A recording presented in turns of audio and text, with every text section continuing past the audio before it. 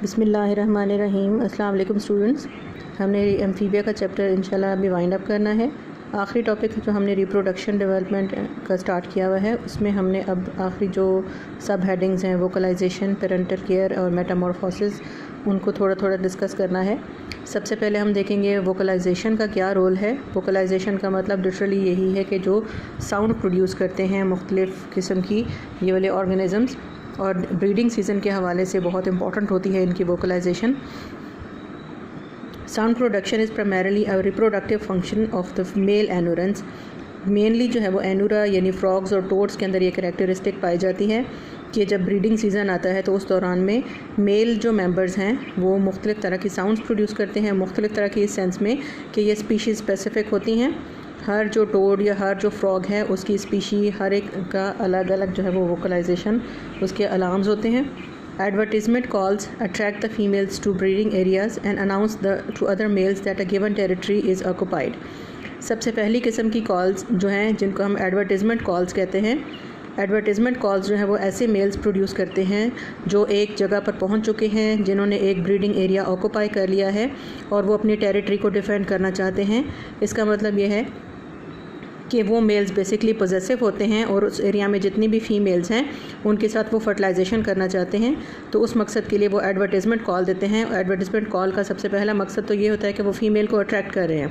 दूसरा मकसद ये होता है कि उस इलाके में आसपास अगर कोई और मेल मेंबर्स मौजूद हैं तो वो अलर्ट हो जाएं कि यहाँ पर पहले से ही कोई मेल मेंबर मौजूद है जो वोकलाइजेशन प्रोड्यूस कर रहा है, और उसका मकसद ये है कि दूसरे मेल्स उस इलाके से दूर रहें या वो अपनी टेरिटरी को डिफेंड करना चाह रहा है। Advertisement calls are species specific and the repertoire of calls for any one species is limited। यानी इसमें हर एक स्पीशी अपने अपने हिसाब से या अपनी अपनी जो है किस्म की अलग अलग आवाज़ें प्रोड्यूस करती हैं। तो ये स्पीशी स्पेसिफिक किस्म की कॉल्स होती हैं जिसमें मेंबर्स सिग्निफिकेंटली अपने अपने जो पार्टनर्स हैं उनको जो है वो कर लेते हैं रिकग्नाइज। द कॉल्स में also help induce the psychological and physiological readiness to breed. इसका मतलब ये होता है कि वो आवाज़ें जो है मुख्तलिफ़ तरह की साइकोलॉजिकल इफ़ेक्ट्स भी पैदा करती हैं और फिजियोलॉजिकल चेंजेस यानी हार्मोनल प्रोडक्शन भी स्टार्ट हो जाती है उनकी वजह से, ताकि वो ब्रीडिंग के लिए रेडी हो जाएं या फ़ीमेल जो है उसके अगेंस्ट रिसेप्टिव हो जाएं। Females respond by making the reciprocation calls to indicate the receptiveness. Females उन मेल्स के जवाब में आवाज़ें प्रोड्यूस करती हैं और अपनी रिसेप्टिवनेस यानी अपनी जो है वो आमादगी ज़ाहिर करती हैं कि वो भी ब्रीडिंग के लिए तैयार हैं या वो भी फर्टिलाइजेशन के लिए तैयार हैं। तो उन कॉल्स को जो फीमेल्स जवाब में देती हैं उनको हम रेसिप्रोकेशन कॉल्स कहते हैं। अब दो तरह की कॉल्स हमने देख ली हैं, एक है एडवर्टीज़मेंट कॉल्स जो मेल्स प्रोड्यूस करते हैं जो फीमेल्स को अट्रैक्ट करने के लिए होती हैं, और सेकेंडली अपने टेरिटरी को डिफेंड करने के लिए, जबकि फ़ीमेल्स उनको जो जवाब देती हैं रिसेप्टिवनेस का उनको हम रेसिप्रोकेशन कॉल्स कहते हैं। तीसरी किस्म होती है रिलीज़ कॉल्स की। Release calls inform a partner that a frog is incapable of reproducing. यानी रिलीज़ कॉल का मतलब क्या होता है, रिलीज़ लिटरली मतलब जैसे छोड़ दो, तो उसका मतलब ये है कि अगर फ़र्ज़ करें कि किसी एक मेल फ्रॉग ने अप्रोच किया है फ़ीमेल फ्रॉग समझकर किसी दूसरे फ्रॉग को, तो उसका जो पार्टनर है वो उसको रिलीज़ कॉल देता है। इसका मतलब ये है कि वो उसके साथ रिप्रोडक्शन नहीं करना चाहता या वो इनकेपेबल है। तो इसका मतलब क्या हो सकता है, अमूमन ऐसा होता है कि एक मेल फ्रॉग जो है वो दूसरे फ्रॉग को फ़ीमेल समझते हुए उसके पास जाता है, लेकिन एक्चुअली दूसरा फ्रॉग भी मेल पार्टनर होता है, तो वो रिलीज़ कॉल देता है कि वो इनकेपेबल है, उसके साथ रिसेप्टिवनेस नहीं कर सकता बल्कि उसके साथ इनकेपेबल है रिप्रोडक्शन के लिए। Unresponsive females give release calls if a male attempts amplexus, as do the males that have been mistakenly identified as the females by another male। यानी अमूमन यही गलती होती है और ये रिलीज़ कॉल्स तब पैदा की जाती हैं जब दूसरा भी पार्टनर मेल निकलता है और वो रिसेप्टिवनेस नहीं दिखा सकता। चौथी किस्म की कॉल्स होती हैं डिस्ट्रेस कॉल्स। डिस्ट्रेस का मतलब क्या है कि वो रिप्रोडक्शन के साथ इनका बेसिकली एसोसिएशन नहीं होता है, ये दूसरी तरह की जैसे पेन की या मुख्तलिफ़ तरह की और सिचुएशंस हैं उनको रिवील करने के लिए ये कॉल्स पैदा की जाती हैं। Distress calls are not associated with reproduction, either sex produces these calls in response to pain और being seized by a predator. यानी अगर किसी प्रीडेटर ने हमला कर दिया है या वो एनिमल किसी तकलीफ़ में है, उस वक्त जब वो आवाज़ें पैदा करता है चाहे वो मेल हो या फीमेल हो, उन कॉल्स को हम डिस्ट्रेस कॉल्स कहते हैं। The calls may be loud enough to cause a predator to release the frog. यानी वो इतनी जो है वो अलार्मिंग कॉल्स देते हैं कि प्रीडेटर जिसने पकड़ा होता है इस शिकार को वो भी छोड़ने पे मजबूर हो जाता है आप कह लें, या वो इस तरह की जो है वो ख़तरनाक किस्म की कह सकते हैं, या दूसरी तरह से डराने वाली या खौफनाक किस्म की आवाज़ें पैदा करते हैं ताकि प्रेडेटर उनको छोड़ दे। The distress call of a South American jungle frog Leptodactylus pentadactylus is a loud scream similar to call of a cat in distress, यानी बहुत ऊंची स्क्रीम और रोने वाली जैसी आवाज़ होती है, उस तरह की आवाज़ें प्रोड्यूस करती हैं और दूर से सुनी जा सकती हैं। तो अब हमने वोकलाइजेशन में देखा क्या है कि 4 किस्म की कॉल्स हैं जो कि एनूरेंस बेसिकली प्रोड्यूस करते हैं। पहली कॉल्स जो हैं जिनको हम एडवर्टिजमेंट कॉल्स कहते हैं, रिप्रोडक्शन के लिए इंपॉर्टेंट है, मेल्स प्रोड्यूस करते हैं और फीमेल्स को अट्रैक्ट करने के लिए और दूसरी तरफ अपनी टेरिटरी को डिफेंड करने के लिए। दूसरी तरह की कॉल्स होती हैं जिनको हम रेसिप्रोकेशन कॉल्स कहते हैं, वो फीमेल्स पैदा करती हैं, वो आवाज़ें निकालती हैं और बेसिकली अपने आप को रिसेप्टिवनेस ज़ाहिर करने के लिए या रिसेप्टिव ज़ाहिर करने के लिए वो आवाज़ें पैदा करती हैं। तीसरी किस्म की कॉल्स रिलीज़ कॉल्स होती हैं कि मिस्टेकनली अगर दूसरे पार्टनर को गलत समझ लिया गया है, फ़ीमेल समझ लिया गया है, हालांकि वो मेल है, तो उसको रिलीज़ कॉल की वजह से छुटकारा मिल सकता है या वो जो रिप्रोडक्शन है उसके साथ इनकारी होती है। फोर्थ किस्म की कॉल्स जो हैं वो डिस्ट्रेस कॉल्स होती हैं।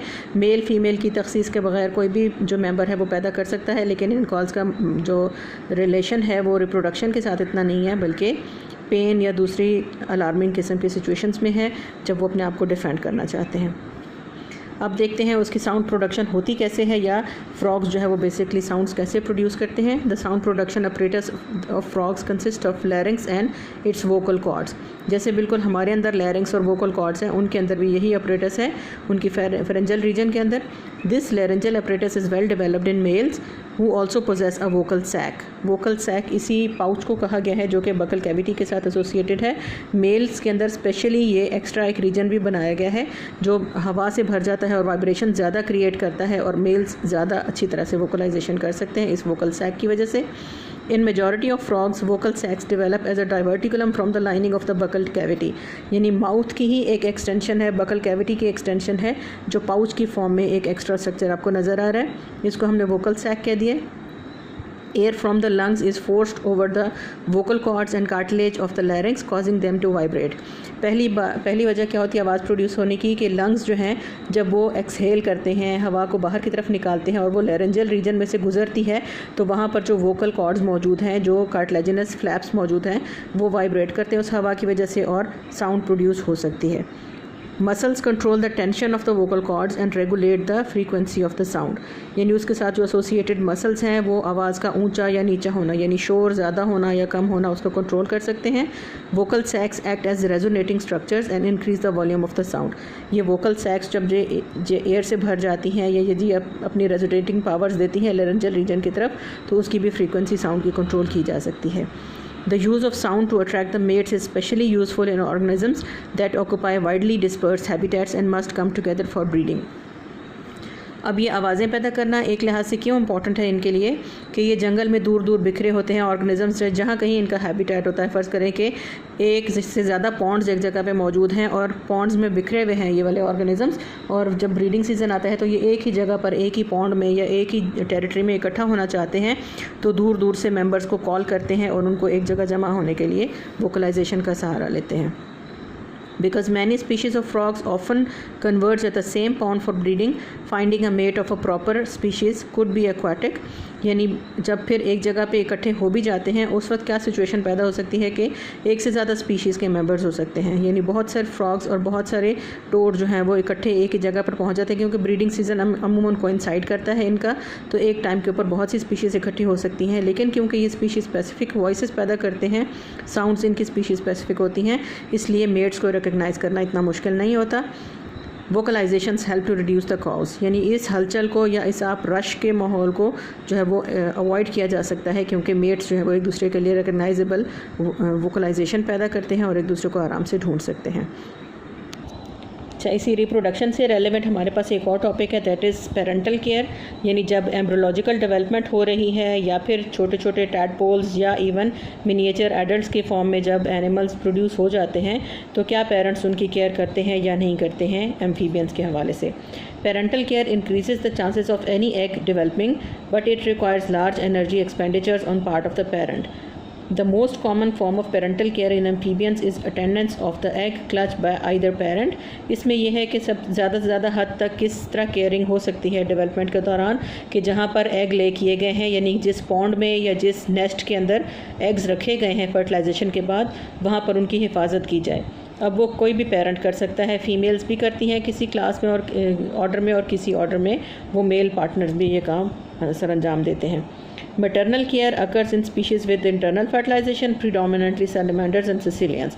यानी इनमें हमने जैसे दो ऑर्डर्स पढ़े हैं salamanders और caecilians का, उनमें क्योंकि इंटरनल फर्टिलाइजेशन होती है ज़्यादातर और मदर्स अपनी बॉडी के अंदर ही रखती हैं अपने एम्ब्रियोज को, तो उसमें मदर ज़िम्मेदार होती है और मैटरनल केयर ज़्यादा इंपॉर्टेंट होती है। एंड पैटर्नल केयर में अगर इन स्पीशीज़ विद एक्सटर्नल फर्टिलाइजेशन, जबकि तीसरा ऑर्डर जो कि हमने एनोरन्स पढ़े हैं फ्रॉग्स और टोड्स, उसमें हम देखते हैं कि फादर जो है वो मेनली ज़िम्मेदार होता है उस क्लच की हिफाजत का। क्लच का मतलब क्या है कि एक ब्रीडिंग साइट के ऊपर जो एग्स रखे गए हैं फर्टिलाइजेशन के बाद, उसको हम क्लच कहेंगे। It may involve aeration of the aquatic eggs, cleaning and moistening of the terrestrial eggs, protecting the eggs from predators और removal of dead and infected eggs। अब वो पेरेंटल केयर होती किस तरह की है कि इसके अंदर अगर डेवलपमेंटल पीरियड के दौरान वाली केयर है तो उसका मकसद क्या होगा कि एग्स जो मौजूद हैं, जो फर्टिलाइज्ड एग्स हैं जिनमें एम्ब्रियोज डेवलप हो रहे हैं, उनको घुमाते रहना, उनको हिलाते रहना ताकि उनकी एरेशन यानी हवा उनको मिलती रहे, उनकी सफाई करते रहना, जैसे क्लीनिंग हो सकती है डेब्रिस वगैरह या फंगस या उनको कोई भी इस तरह की पोल्यूशन उनके ऊपर आ जाती है तो उसको साफ़ करना, इस तरह से उनको प्रीडेटर से बचाना ताकि उनकी हिफाजत और सर्वाइवल हो सके बेस्ट। और इसके अलावा अगर उनके अंदर से कोई डेड एग्स हो गए हैं या फिर जिनके अंदर डेवलपमेंट स्टॉप हो गई है और वो इन्फेक्शन फैला सकते हैं तो उनको रिमूव करना, ये बेसिकली पेरेंटल केयर का नाम आता है। एग्स में be transported when development occurs on land. अब उसमें हम देखते हैं कि क्योंकि इनके अंदर हमने मेनली जो प्रोसेस है मेटामॉर्फोसिस का पढ़ा है, उसमें हम देखते हैं कि लाइफ की एक स्टेज जिसको हम लार्वल स्टेज या टैडपोल की स्टेज कहते हैं वो पानी के अंदर इन्होंने गुजारनी है। तो उस सूरत हाल में इनको जो है वो एग्स अगर फ़र्ज़ करें टेरेस्ट्रियल एनवायरनमेंट में दिए गए हैं तो उनको अल्टीमेटली पानी में शिफ्ट करना पड़ेगा, क्योंकि लार्वा या टैडपोल्स जो हैं वो पानी के अंदर रहेंगे, वो पानी के अंदर स्विमिंग कंडीशन में सर्वाइव करते हैं, तो उनको किसी तरीके से पहुँचाना होता है पानी के अंदर। तो eggs may be transported when development occurs on land. Females of the genus Pipa carry eggs on their back। इसमें एक स्पीशीज़ ऐसी है जो कि पाइपा की जीनस है, उसमें फ़ीमेल्स या मदर्स जो हैं वो अपने एग्स को अपनी बैक के ऊपर उठाकर पानी में शिफ्ट कर देती हैं। Rheobatrachus females carry developing eggs and tadpoles in their stomach. यानी कुछ फीमेल्स ऐसी भी हैं जो अपने स्टमक में ले लेती हैं, यानी मुंह के ज़रिए अपनी बक्कल कैविटी के थ्रू अपने स्टमक में निगल जाती हैं अपने एम्ब्रियोज को। And the youngs emerge from the female's mouth, जैसे इस फिगर में दिखाया गया है आपको कि फ़ीमेल के मुंह में से उसका जो बच्चा है, उसका जो यंग है वो निकल रहा है। तो बेसिकली फ़ीमेल्स उनको निकल जाती हैं, स्वेलो कर जाती हैं और अपने स्टमक में उनको रखती हैं और फिर उसके बाद वहीं पे डेवलपमेंट उनकी चलती रहती है और हत्ता कि उनका जो मिनिएचर एडल्ट है वो वहाँ से एमर्ज होता है, अपनी डेवलपमेंट के बाद उनके मुँह से निकलता है। Viviparity and ovoviviparity occur primarily in salamanders and caecilians. यानी वो बेसिकली एनिमल्स जो कि इंटरनल फर्टिलाइजेशन को प्रेफर करते हैं, उनके अंदर ये ओवोविविपैरिटी या विविपैरिटी यानी बेसिकली मैटरनल केयर, या जिसमें आप कह सकते हैं कि ओविडक्ट्स के अंदर डेवलपमेंट करना या ओवरीज के अंदर डेवलपमेंट कराना, ये सैलमेंडर्स और सिसिलियंस के अंदर हम देखते हैं। अब लास्ट जो सब हेडिंग है रिप्रोडक्शन की, दैट इज़ मेटामॉर्फोसिस। मेटामॉर्फोसिस की ये फिगर पहले भी हम डिस्कस कर चुके हैं। मेटामॉर्फोसिस बेसिकली क्या है कि इसमें एक सीरीज़ होती है, एक चैनल होता है जिसमें स्ट्रक्चरल मॉर्फोलॉजिकल फिजियोलॉजिकल चेंजेस आती हैं एक एनिमल में, जिसमें वो एम्ब्रियो से एडल्ट तक की स्टेज में मुख्तलिफ जो है वो स्टेजेस से गुजरता है, मुख्तलिफ फॉर्मेशंस में से गुजरता है। Metamorphosis is a series of abrupt structural, physiological and behavioral changes that transform a larva into an adult. A variety of environmental conditions including crowding and food availability influence the time required for Metamorphosis. यानी basically depend किस चीज़ पे करता है, एक तो hormonal level body के अंदर वो मेंटेन करता है इस सिचुएशन को कि कुछ हार्मोन्स होते हैं जिनकी मौजूदगी में ये टैडपोल की सिचुएशन में ही सर्वाइव करेगा, और जैसे ही वो हार्मोन्स कमी बेशी होगी या दूसरे हार्मोन्स इंडल्ज होंगे उसके अंदर तो फ़ौरन ट्रांसफॉर्मेशन हो जाएगी और ये टैडपोल जो है वो एडल्ट की फॉर्म में ट्रांसफॉर्म होना स्टार्ट कर देगा। दूसरी सिचुएशन क्या होती है, एक तो हार्मोनल लेवल हो गया, दूसरा ये कि एनवायरमेंटल कंडीशंस कैसी हैं, क्या वहाँ पर इनके दरमियान कंपटीशन तो नहीं होने वाला कि अगर फ़र्ज़ करो कि टैडपोल सारे के सारे एडल्ट में ट्रांसफॉर्म हो गए उस टाइम पे, तो क्या उन एडल्ट्स के अंदर कंपटीशन की वजह से सर्वाइवल मुश्किल तो नहीं हो जाएगा। तो वो सिचुएशन यानी वो एनवायरमेंटल कंडीशंस भी नज़र में रखी जाती हैं जिस टाइम पे बेस्ट कंडीशंस हों और कंपटीशन कम से कम हो उस टाइम पे टैडपोल्स को एडल्ट्स में ट्रांसफॉर्म किया जाता है। Most directly, however, metamorphosis is under the control of neurosecretions of the hypothalamus, hormones of the anterior lobe of pituitary gland, adenohypophysis and the thyroid gland. यानी वैसे तो कुछ स्पीशीज़ में ये है कि डायरेक्टली भी हो जाता है इनके अंदर हार्मोन्स के बगैर, लेकिन मोस्टली स्पीशीज़ ऐसी हैं जिसमें मेटामॉर्फोसिस को हार्मोन्स के थ्रू कंट्रोल किया जाता है। वो हार्मोन्स कहाँ से आते हैं? सबसे जो मेन फीचर है वो हाइपोथैलेमस है एनिमल्स की बॉडी में, जो सबसे कंट्रोलिंग फैक्टर है। तो हाइपोथैलेमस अपनी कमांड्स देता है पिट्यूटरी ग्लैंड को। पिट्यूटरी ग्लैंड का जो एंटीरियर लोब है जिसको हम एडिनोहाइपोफाइसिस कहते हैं, वो अपने अंदर से कुछ हार्मोन्स रिलीज़ करता है। वो हार्मोन्स जो है वो थायराइड ग्लैंड के पास जाते हैं और थायराइड ग्लैंड जब अपनी सिक्रीशन देता है तो ये इस तरह से कंट्रोल किया जाता है मेटामॉर्फोसिस के अमल को। थायराइड ग्लैंड बेसिकली उसके जो हार्मोन्स होते हैं वो मेटाबॉलिक एक्टिविटीज़ को कंट्रोल करते हैं। जैसे ही मेटाबॉलिक एक्टिविटीज़ तेज़ हो जाएंगी तो फ़ौरन जो है वो कन्वर्जन हो जाएगी टैडपोल की अपने एडल्ट फॉर्मेशन में। Morphological changes associated with metamorphosis of Caecilians and salamanders are relatively minor. यानी अगर हम देखें तो salamanders और Caecilians में हमें इतनी ज़्यादा pronounced changes नज़र नहीं आती हैं।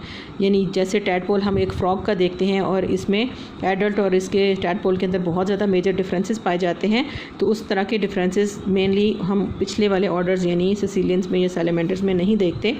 Reproductive structures develop, gills are lost and caudal fins when present is lost. यानी ज़्यादा से ज़्यादा क्या होता है कि उन Caecilians में salamanders में क्या होता है कि उनके रिप्रोडक्टिव स्ट्रक्चर्स डेवलप कर जाते हैं, यानी टेस्टिस और ओवरीज डेवलप कर जाएंगी। गिल्स जो हैं वो आइदर अगर उन्होंने टेरेस्ट्रियल एनवायरनमेंट में आना है तो गिल्स ख़त्म हो जाएंगे, और कॉडल फिन यानी अगर उनके अंदर टेल मौजूद है तो वो टेल रिजॉर्ब हो जाएगी, ख़त्म हो जाएगी। एनूरा के अंदर यानी फ्रॉग्स और टोड्स के अंदर अगर हम देखें तो इसमें हमें मेजर डिफरेंसेस नज़र आते हैं। In Anura however changes from the tadpole into the small frog are more dramatic. Limbs and lungs develop, यानी सबसे पहली डेवलपमेंट क्या होती है कि टैडपोल में हम देखते हैं कि उसके पास एक टेल मौजूद है जिसकी वजह से वो तैरता था पानी के अंदर, लेकिन क्योंकि अब इसने एडल्ट फॉर्मेशन में आकर टेरेस्ट्रियल एनवायरनमेंट में गुजारा करना है तो लैंड पे मूव करने के लिए इसको लिम्स चाहिए। सबसे पहली चेंज क्या आती है कि टेल जो है वो रिजॉर्ब हो जाती है और उसकी जगह लिम्स की डेवलपमेंट फोर लिम्स और हैंड लिम्स की शक्ल में हो जाती है।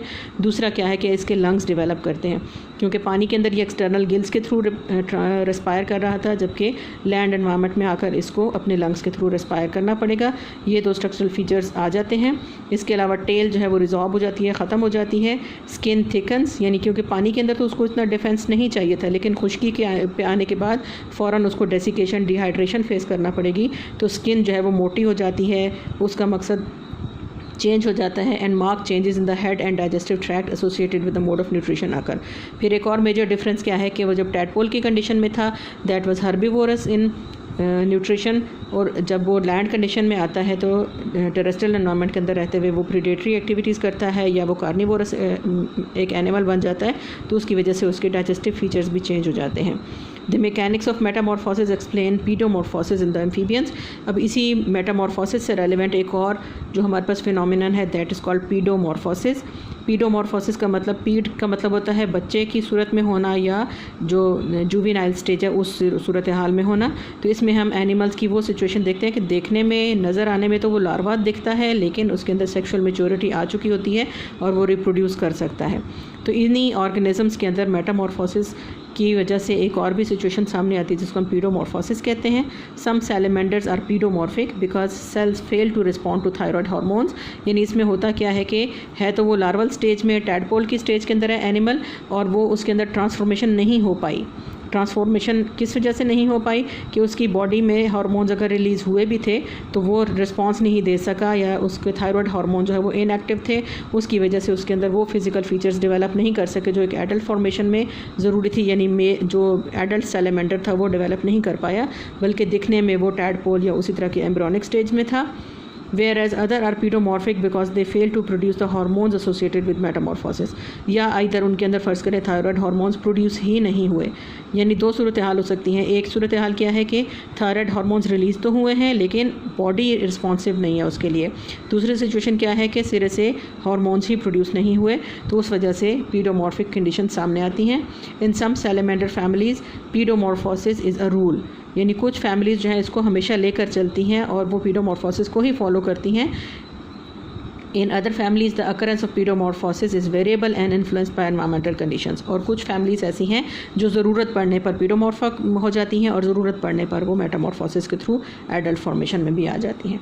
तो ये तकरीबन सारी सिचुएशंस थी जो हमने पढ़ ली हैं एम्फीबिया के हवाले से। Thank you.